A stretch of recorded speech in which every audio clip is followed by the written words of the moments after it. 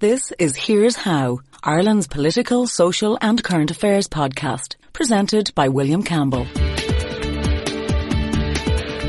Thank you for downloading episode 30 of Here's How.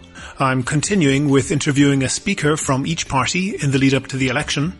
The People Before Profit Alliance was established by the Socialist Workers' Party and is now in a coalition with the Anti-Austerity Alliance, which was established by the Socialist Party. Got that? Well, now listen to one of their candidates.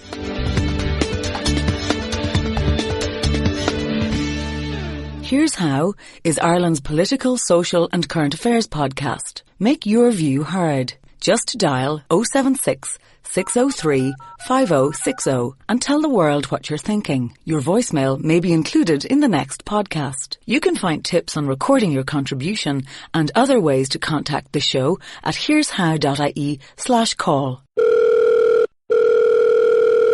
I'm joined now by Bríd Smith, who is a long-time political activist with the Socialist Workers' Party. She's now a councillor on Dublin City Council for the People Before Profit Alliance.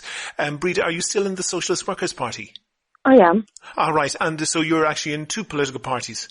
Yes, I am, yeah. All right, okay. And you are running for the Dáil as part of the People Before Profit / Anti-Austerity Alliance, is that correct? Well, technically the name is the other way around. It's the Anti-Austerity / People Before Profit Alliance.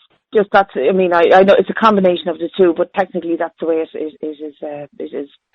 Can you understand that people are perhaps maybe getting a little bit lost in the alphabet soup of the various smaller left-wing parties? Isn't it important for you to give a clear message to the electorate?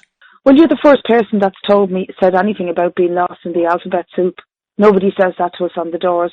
And I think one of the reasons is because all of us who are contesting on behalf of the Anti-Austerity Alliance People Before Profit Coalition are activists in our areas, are, engaged in the issues, are building the campaigns against the water charges, the housing campaigns and other campaigns on the ground. So we're known and we're seen to be activists, hands-on, grassroots campaigners.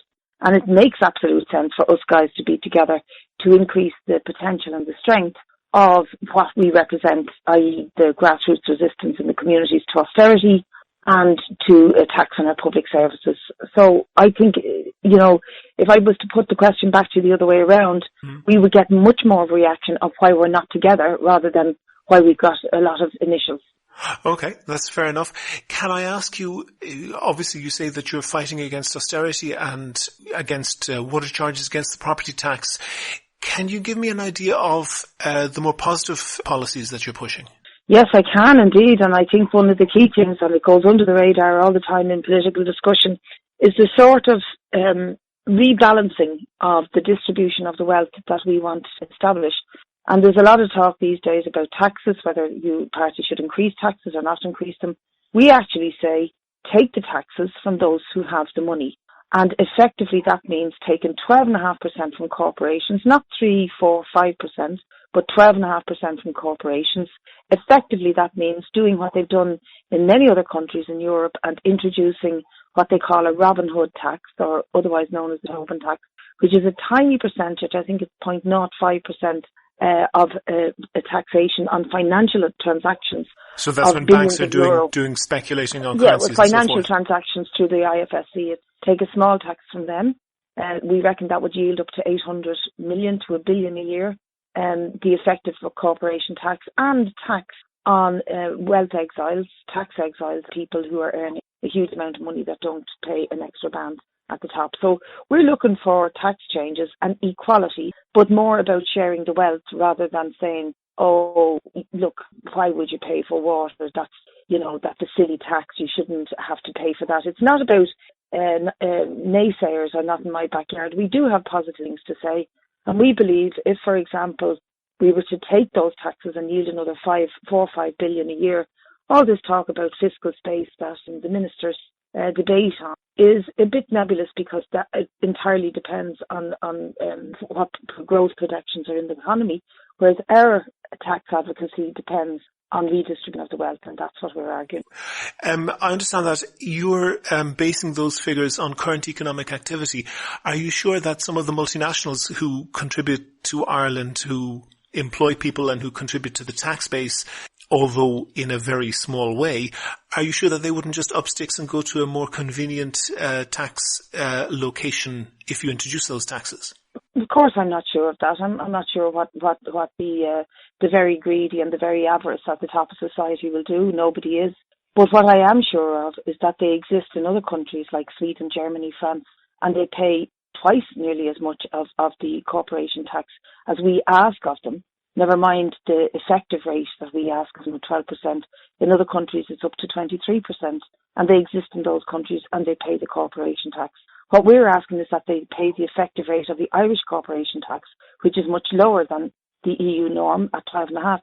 And if they decide to say, well, F you two, and we're up in sticks and off, if they do that in those circumstances, then shame on them. But we can't be beholden to bullies who say, no, we're not paying you any taxes. We just want to exist and run all our profits through Dublin and exist here in Ireland and have lots of activity going on in Cork, where Apple employ thousands of people. And yes, the European Court are probably going to come out shortly after the election, nice and handy for NDK, etc., with a formation that Apple probably owe this country 17 to 19 billion euro. So, the opposite to saying don't collect the effective rate because they might run away is allowing ourselves being bullied and being deprived of enough funding to deliver decent public services, which they have in other European countries where they collect these taxes. We don't have decent public services here in Ireland. Bríd, I actually agree with you. I think that there's a lot of tax uncollected, especially at the top of the system, that could be collected without harming the economy. And that's obviously a loss to the exchequer, and that means poorer public services. But that's not the only thing that causes that. And one of the things that we have in Ireland and you cited Germany and Sweden, one of the things that we have in Ireland is, I think, a culture and certainly a practice of very poor value for money, very poor work rates, very poor work practices in the public sector. And while you're probably right that there's a handful of billionaires who really need to be challenged, isn't there kind of a fat middle in there as well that needs to be challenged, but you're not challenging it because you're looking for votes from them?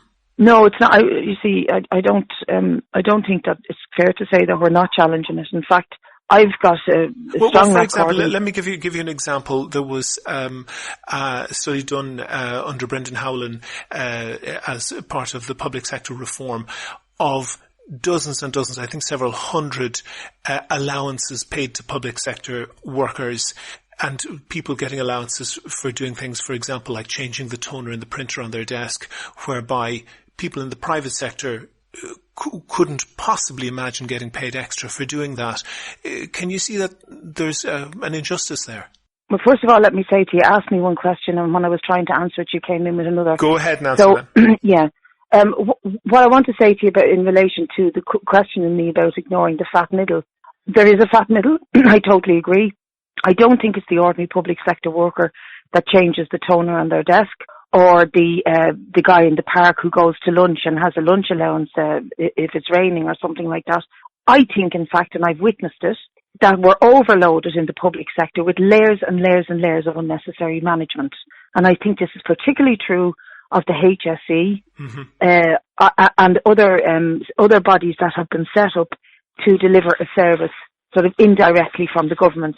You go to any aspect of the HSE, like I had to deal with Cherry Orchard Hospital for a couple of years there because they were winding down respite care for various groups of patients. The last one they wound down was respite care for people with HIV and AIDS. And in dealing with them, and it was a public, open, local campaign, we had not one, not two, but 5 layers of management to get through in terms of who we had to meet, who he was answerable to, who she was answerable to. And all of them, I could tell by the look of them, by the smell of their clothes, by the look of their shoes, their bags and their cars, were on big money.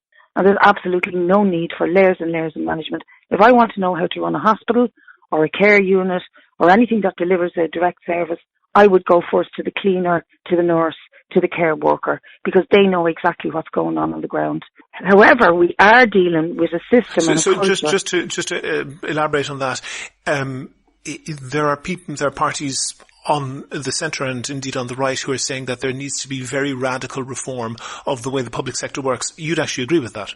Yes, but not in terms of cutting the allowances of ordinary workers. I think ordinary workers in the public sector are pinned to their collar because of the amount of money that's been cut from their pay. I know this to be a fact. There is a working poor out there, and most of them are employed by the public sector. I'm talking about cleaning out the public sector of the layers of management that are totally unnecessary. Okay. Of course, to do any of those policies, you have to get into government. Am I correct to say that you've absolutely ruled out supporting either Fianna Fáil or Fine Gael in any form of coalition or supplying them with a majority? And you can add to that the Labour Party as well. Okay. So those parties account for well over 50% of the vote in the polls. If somebody is considering voting for you and they want to have an impact on the way the next government operates, how do you connect those two threads? Well, for us, it's all about policies. It's what people are prepared to deliver for, the candidates that go forward and the politics they represent, whether they're independents, whether they're connected with the Right to Water movement, whether they're with Sinn Féin, whether they're with the Anti-Austerity Alliance, or some other left formation. It's all about the policies that they stand for. And, that's what we would have to look at. And nobody can predict before the election who's going to end up where. And I can guarantee you that the sort of shape throwing that Micheál Martin, Enda Kenny, Joan Burton, all of them go on with about who they won't do deals with, they'll all end up talking to each other after the fact, depending on the outcome. We will not talk to any of those three. We will look to those who will advocate policies which are close to or near ours. Okay. But do you accept that before a vote is cast, the likelihood of you actually being part of the government is close to zero? I think the likelihood of anybody at this stage being part of a government is weak enough. I mean, even Enda Kenny, if he was to win everything that he's predicted to win in the polls as they currently stand, does not form enough to have a government with Labour. He too is in trouble and is going to have to look elsewhere. Hence all the discussion about whether he's going to have to form a government with Michael Lowry or not. So I do accept that we're up in a heap at the moment, and that things are all for to play for, and this is why this election is so important, but it's also so interesting to see how the political landscape in this country is shifting. And I believe it'll have shifted forever, because as a young woman growing up, all you ever got was Tweedledum or Tweedledee, Fianna Fáil or Fine Gael, and a combination of them in coalition with somebody like Labour or the PDs or whomever. Mm-hmm. But I believe the political landscape is now shifting, and you're seeing a real demarcation between right and left, those who stick up for the public sector, those who continue to attack them, those who continue the status quo where the rich get richer and the poor get poorer, and those who want to shift that balance. So we're seeing a major, if you like, political revolution taking place. Nothing happens overnight. Even revolutions don't happen overnight. They happen over periods of time. And I think we're in a period of time where this is shifting. I understand. If you look at paddypower.com, the shortest odds for the government combination after the election is actually Fianna Fáil and Fine Gael. Do you think that would lead to a political shift in Ireland where you'd have a more continental European left-right split? Well, it makes a lot of sense, in terms of the logic of who goes in with whom for Fianna Fáil and Fine Gael to go in together. I can't see them doing it, but I wouldn't rule it out. And yes, I do think it would mean politics in this country would look more like, it does in Britain. You've got the Tories or you've got Labour. And I think that would, except I wouldn't compare at the moment the leadership of the Labour Party in Britain with the leadership of the Labour Party here. However, I think that you're talking about shifting politics to the left and right, much more polarisation. I want to just go back to basically when I was growing up, I was always aware of the Socialist Workers' Party from demonstrations and from a very distinctive style of posters that you guys would put up with black and white block writing of slogans. I think it'd be fair to say that the Socialist Workers' Party has been consistently the most energetic and the most vigorous campaigners in Irish politics, and probably had an impact beyond their numbers. But I think some people are maybe just a little bit uneasy or unsure about exactly where they're coming from. Maybe that energy sometimes puts people off. Why is it that some people like yourself and Richard Boyd Barrett devote, so much of your energy to a very difficult cause? It is true, it's difficult, but nevertheless, I think when you get to philosophically and economically and politically understand what Karl Marx was trying to do and say in his analysis of how the system works, how it will not deliver, how it will continue to go into a boom and slump, how in the course of that it alters the fundamental nature of human beings to be able to relate to each other and to the planet in a healthy way, when he speaks about alienation and how commodification can really hurt people's abilities to be in control of their own lives. Mm-hmm. I think when you grasp that philosophical content, you don't let go of it because it makes absolute sense. Certainly for me, when I started to understand Marx and Marxism as a tool for which to understand the world, it gave me a lot more clarity. And if you have clarity, it helps you to continue despite the difficulties, despite the hard hills you often have to climb, despite being in a tiny minority against a huge majority. But having clarity of thought can spur you on and help to keep you going. And that's not, that's not a dogmatism. That's an understanding. Now, having said that, I know and understand, and Marx indeed said this, that the vast majority of people don't have that clarity, and that the ruling ideas of the world are the ideas of the ruling class. That the ruling class control the media, that they control the education system, and that the ideas that permeate people's lives are going to be the ideas that they want to dominate. But what's shifting is, if you look, for example, and I hate, constantly referring to it in one way, but I love referring to it in another because it's been an amazing experience. The movement against the water charges has opened the eyes of so many people to the role of the media, the role of education, the fact that the likes of Dennis O'Brien, who was the guy who had the contracts for the metering vans, also controls 2/3 of the printed media in the country and much of the broadcast media as well. That monopoly of the people who rule on our ideas and on our systems isn't something that's peculiar to Bríd, Smith, Richard Boyd Barrett and Karl Marx understanding. It's becoming much more widespread. And it's becoming more widespread through people's direct experience. So, I mean, I think it's just an interesting concept that people go through these things where they experience the notions that Marx talked about, the principles that he talked about. And when you see that happening, you realise, well, people might think I'm mad, but actually they don't. And that's why I'm doing well at the bookies at the moment to win a seat, because I make much more sense to people than, maybe the punters and the commentators think. Well, if you were to go past the bookies and say in one sentence directly to the voters in Dublin South Central why they should vote for you, what would that be? I think they should vote for me because they can believe in me, they can trust in me, and I've been consistently there for them and with them, and we are going through a political revolution. They need to be part of it. That this is the beginning of radical change, fundamental change in Ireland forever. And we all need to be part of that.